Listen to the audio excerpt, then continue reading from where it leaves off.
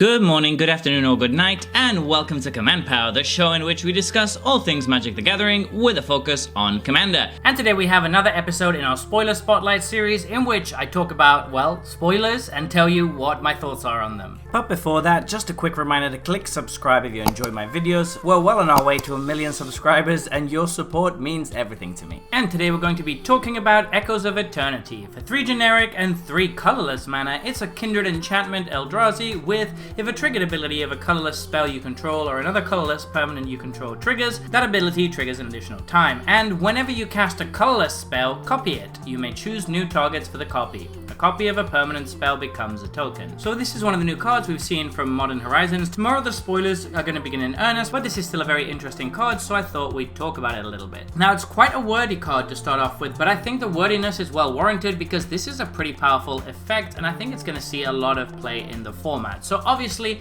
it's amazing in Eldrazi decks. Let's get that out of the way. It's going to go in basically every Eldrazi deck because it has the type Eldrazi apart from anything else, but also because it's just going to double basically any triggered ability of all your Eldrazi creatures, and a lot of Eldrazi creatures have triggered abilities, so that's very nice. Not only that, but when you cast any Eldrazi that's colorless, which is again most of them, you're going to be getting an extra copy of that card, and that's obviously a great effect to have stapled onto this. So it seems like Reflections of Littjara a little bit to me in that sense, except only for Eldrazi, but here's the thing, it's not actually only for Eldrazi at all, and it does a lot more than Reflections of Littjara because it's also going to double triggers. The reason I say it's not only for Eldrazi is because this just works with any colorless thing. That means that in any colorless artifact deck, or in any deck that has a pretty big artifact theme, this becomes really, really powerful. The main caveat for those decks is whether they're going to be able to produce specifically 3 colorless mana. Now obviously if it's a colorless deck, that's going to be no problem, but if you're putting this in a heavy artifact deck, do make sure that you have enough ways to actually cast it. But once you do, this becomes really, really crazy. So later on in the game, when you have say 10 mana available, you can drop this and then Thran Dynamo, for example, and then this is immediately paid for itself because you're going to get a copy of Thran Dynamo, thus being able to tap for 6 mana. That's really, really good, of course, but that does require you to have 10 mana, and it's a bit win more at that point. So that's where I think this card might have a little bit of issues, and it's because it costs at least 1 or 2 mana more from regular double or copy effects that we've seen in the past. That might not seem like much, but these kind of effects tend to not do anything at all unless you pair them with something else. So having to tap 6 mana instead of 4 or 5 does actually make quite a big difference because it means it's going to come down at least 1 or 2 turns later. It's one of those cards that you're often going to win the game if you untap with, so it does put a pretty big target on your head.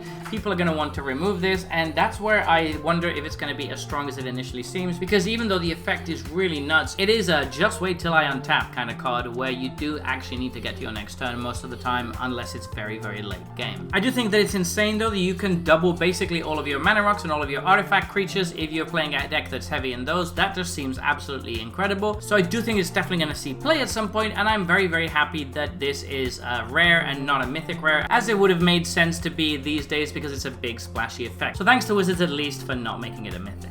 So there you have it. Those have been my thoughts on this new spoiler. What do you think though? Do you disagree with me, or do you think I got it right? Let me know in the comment section below. I always make sure to read all of your comments. And if you enjoyed this video, don't forget to click like or subscribe. It really helps the channel. And until next time, take care.